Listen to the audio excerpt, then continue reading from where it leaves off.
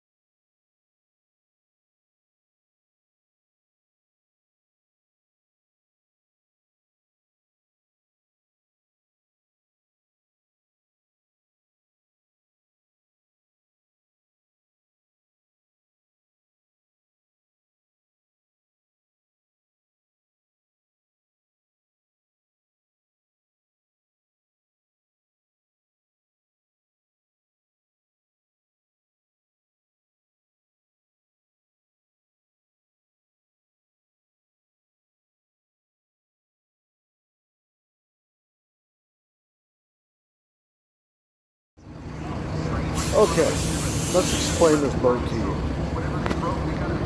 This is the front of the boat. We're going to call this the air trap between the 2 sponsons.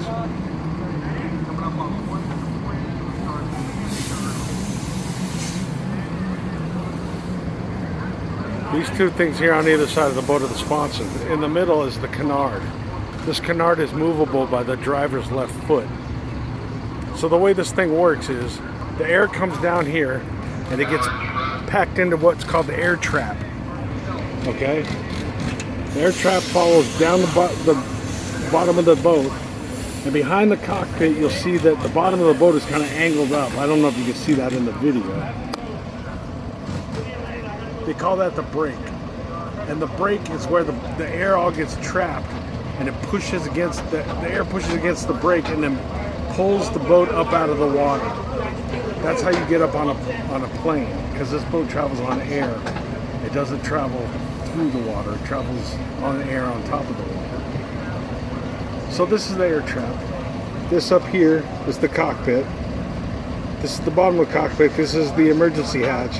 If the boat goes upside down, that's how the driver gets out of the boat. Okay. So the sponsons, the reason they're shaped like this dark part here is called the runner. And the reason the sponsons up here are shaped the way they are is because when this boat is going through the water, it needs to get up out of the water, and that breaks up the water so that it can get up out of it and get up on a plane.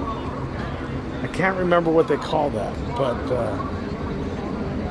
those are goofy looking, but they're very, very, very important. If you don't have those, this boat doesn't get up out of the water, and it's very slow when it's not up out of the water.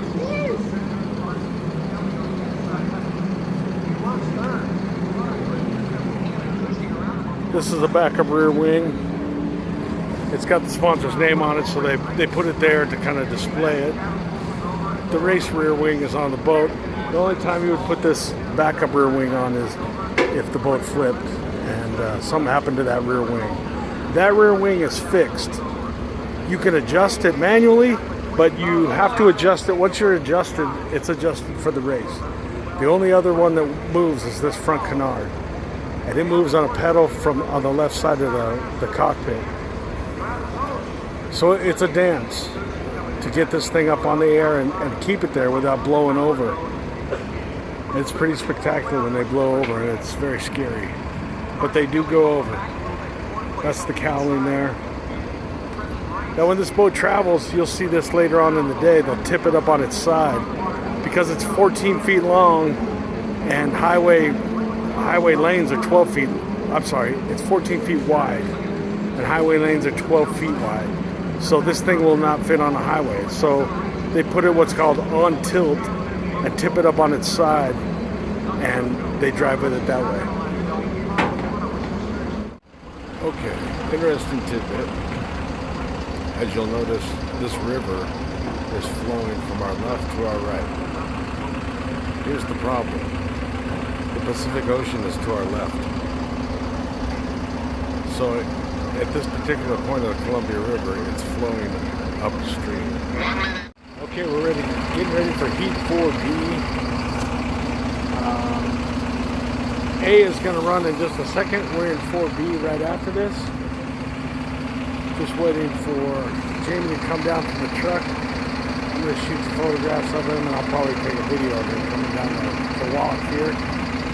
The boat hasn't gone in the water yet. Let me flip the camera. The boat is still on the trailer. It goes in as late as possible because this particular boat takes on water in the cockpit. So they don't put it in the water till the last minute, excuse me.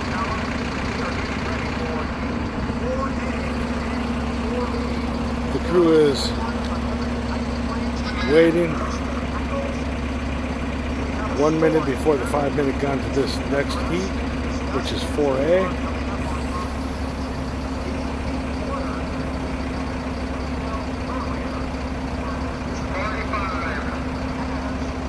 "45 seconds until the 5-minute gun. The 5-minute gun is when all these boats will leave the dock. They have selected lanes, so they don't have to fight for their lanes anymore. 30 seconds to the 5-minute gun.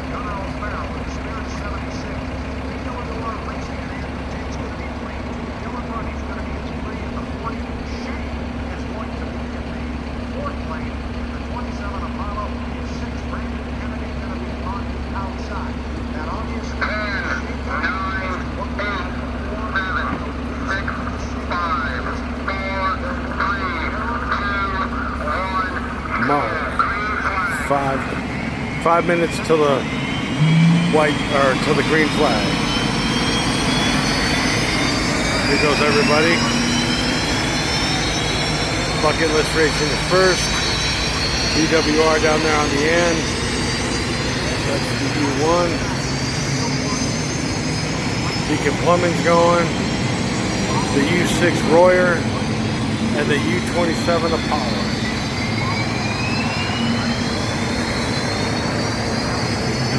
There they go.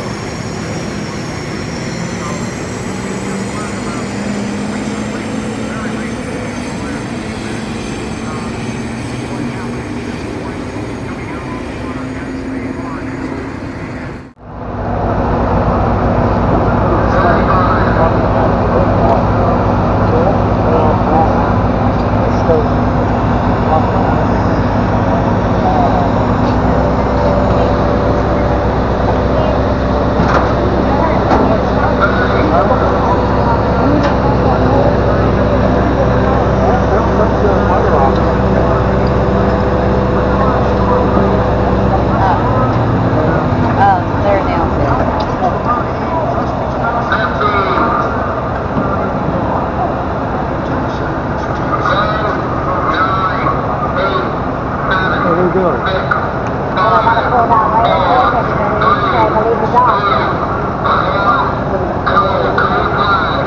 Green flag, 5 minutes until the start of the heat. Yeah, they're not even paying attention. But it's just going in with it. Well, it worked out pretty good.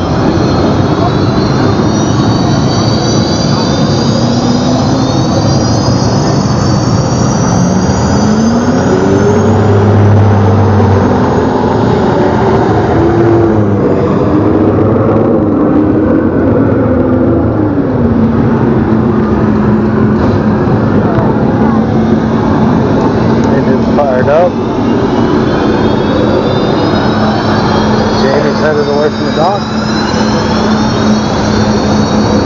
Here goes heat 4B. 5 minutes till the green flag starts.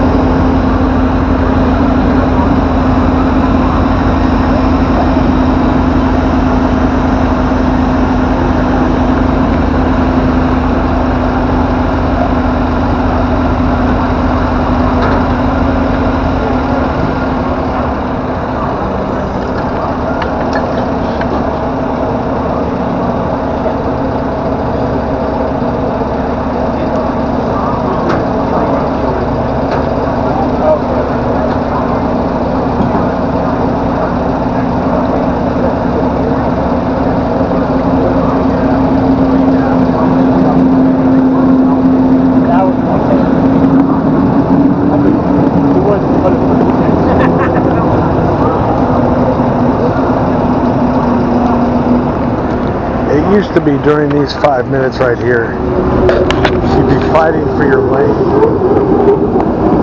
But what they do now is they draw what lane they get before the race, which is horrible for hydroplane racing because it's a flat track. So you can't use banking or anything else as far as the track is concerned to help you gain momentum. So if you're an underdog boat and you get an outside lane draw, you're done. You don't even have a chance.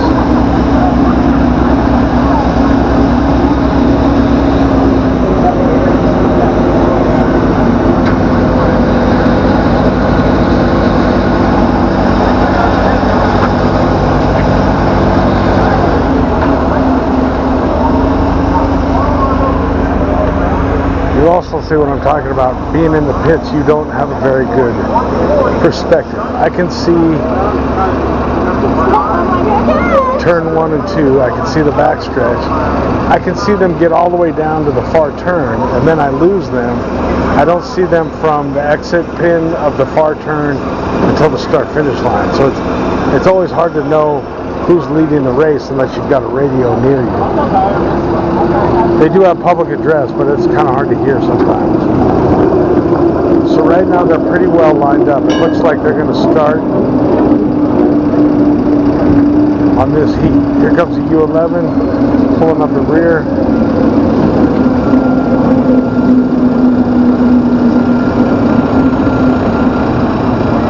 I don't know why he's so far behind. He should be right up with him. But he's going to catch him up.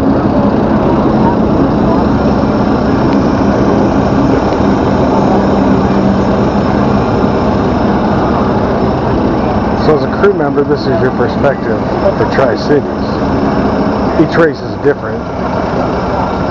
You can see the whole track in Seattle, except it's so far away from the shore that it's hard to see the race. Here comes my friend John Walters up the ramp. Famous driver right there. He won the first turbine race. I'm sorry, the first turbine-powered boat. He won it. which was the Miss Pan Pac. Okay, they just passed the start-finish line. We are racing.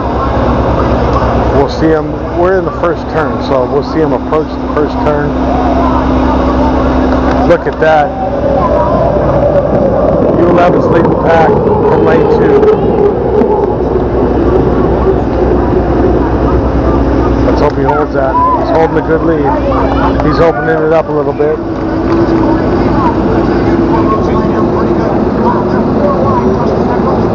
Those boats are close together. So all that water is 4 boats. That's the other hard thing about hydroplane racing. You got to kind of look through the rooster tails to see how close the boats are.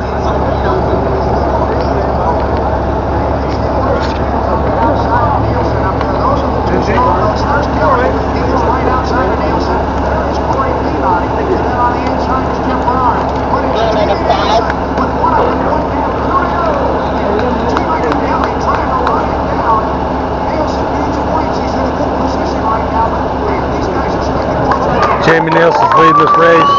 He's way out front right now. He's got a nice lead. He's got to hold on to it.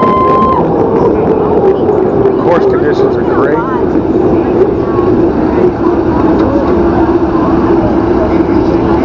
He's a lap and a half into this race. That means he has a lap and a half left. Holding a 7-boat lead going down the back straightaway. Each one of those rooster tails is about the length of 7 boats.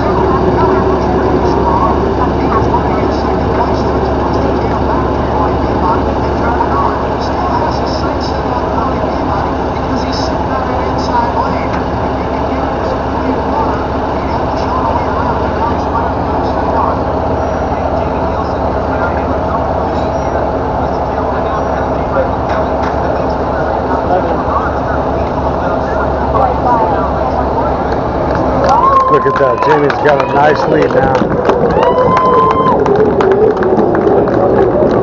I can't tell if anybody's inside him. I think he's alone. Yep, he's got a very big lead. He's on the back stretch on the last lap. So he's going to come around and win this race.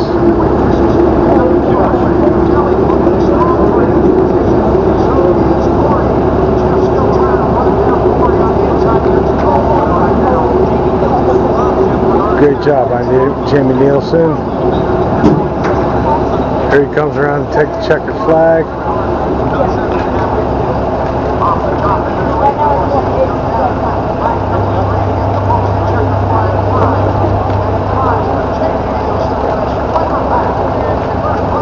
U11 has just won.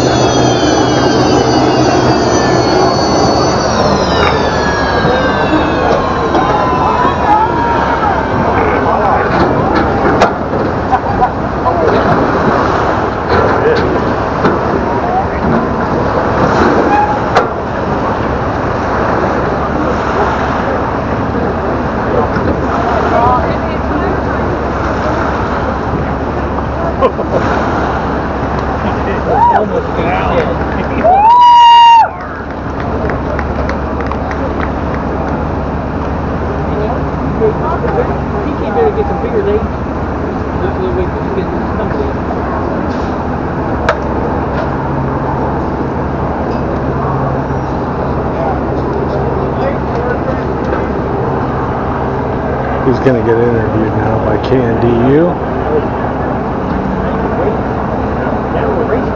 Great race.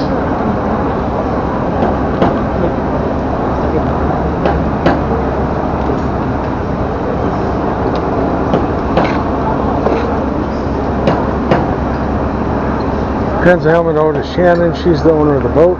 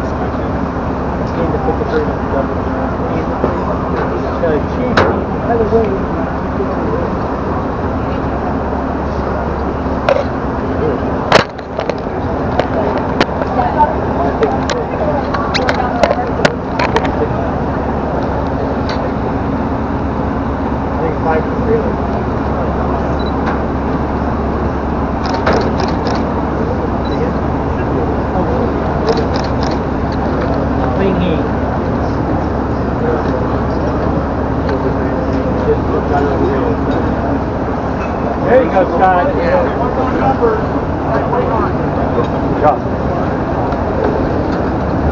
There's the black box. Just ran by me. He's going to run that up to the officials, and they're going to go through the data to make sure everything's legal.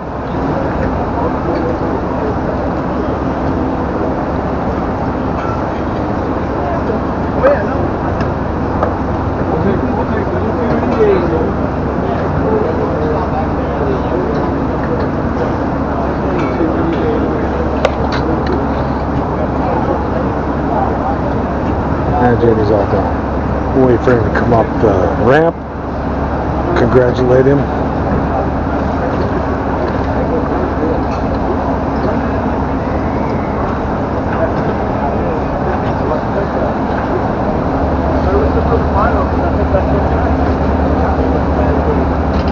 Scott and Shannon.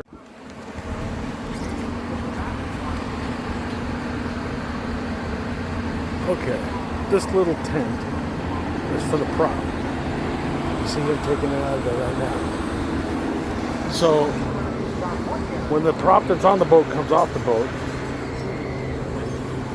he'll come over here and he'll put it in this contraption with the short shaft.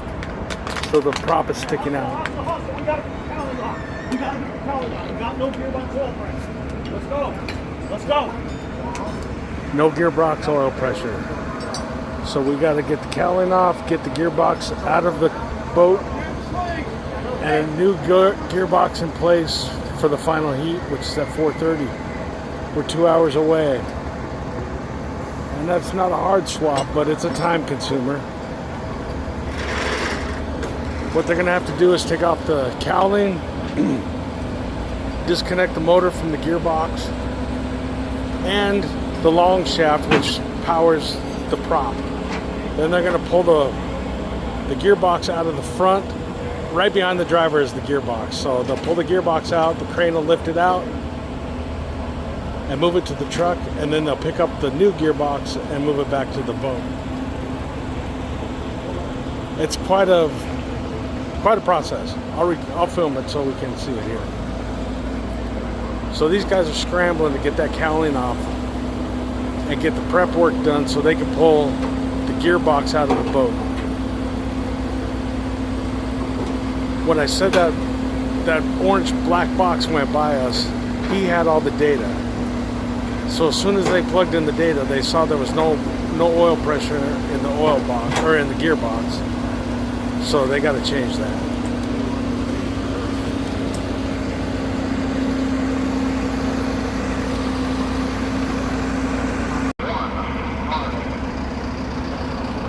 Okay, there was a prop from the last race. Now he's going to go in that tent, and he's going to put it on this tripod, and he's going to spray it with a bunch of green stuff. Then he's going to close this tent, and he's going to look at the prop under a black light, and the green stuff will show cracks when the black light hits it. That's how he'll know if this prop is still good. These props only have about 150 minutes on them, so every race ticks off time of the good use of these props. When they get to the end of their life, they start to get soft and they start to lay back, as they say, and you lose your push from the prop. So every heat, you have to take the prop out and you have to do this to it. Because you can't necessarily use that one for the next heat until you know that it's not cracked. And it can get cracked at any time because they're very thin and they're pushing a lot of horsepower. So you have to check it after every race, make sure that it's good for the next heat. Or they'll put in a different prop to run the next heat while this one sits in the tank. Now they knew at the beginning of the day what prop they were going to run for the final, so they already have their prop they're going to run, but this one still has to be looked at because it was raced. Got Scott Raney, owner and crew chief. He's got to take the gearbox out because he's got a major problem. That was a good win, but no oil pressure in the gearbox is not good. Next heat is the final heat.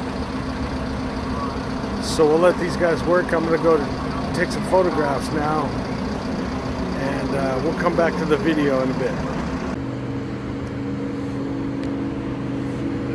But the good thing is it's a sensor, and it's not a problem with the gearbox or the oil pump, I should say. There's Jamie, the driver.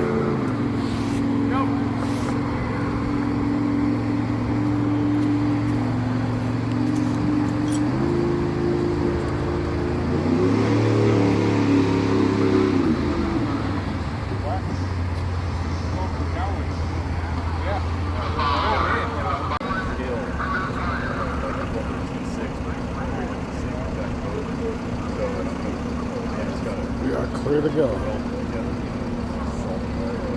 5 minutes till the grand flag.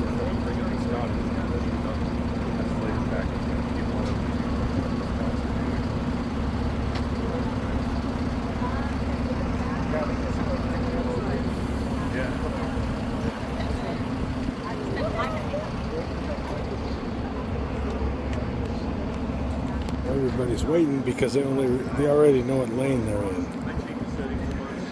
Usually these 5 minutes are spent fighting for a lane, but some lame ass connected to the sport thought that drawing lanes would be a better idea, even though they did this before 30 years ago. And not only did the crowds go away, the racing quality was absolute shit. And it is, again, picking lanes, because picking lanes does nothing for the sport. It's stupid. I hate it, and I hope they lose more fans because of it, because they're doing everything they can to screw this sport up. People that have been involved for years don't know what the hell they're doing. Certain sponsors can influence decisions or rules that are put in place, like picking lanes. Somebody paid for that. It's all ridiculous.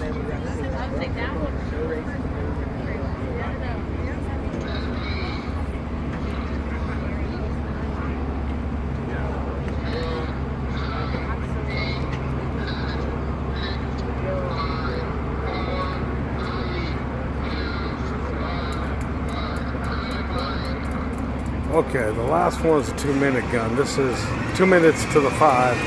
Now it's 5 minutes. We're ready to go racing.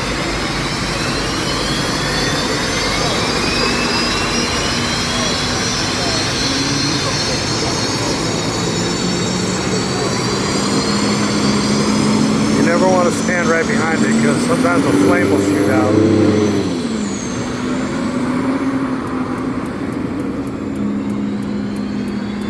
You can hear it trying to fire up. See, there you go. Little flame, little more flame, and he's away from the dock. 5 minutes from racing.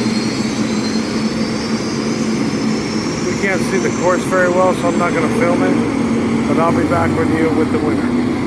So there it is. That's a Columbia Cup for 2026. So far the winner is Jimmy Shane. First place. Second place is Andrew Tate. Third place on the course is Jamie Nielsen, that's our driver. But that may change because Jimmy may, the winning driver may have jumped the gun.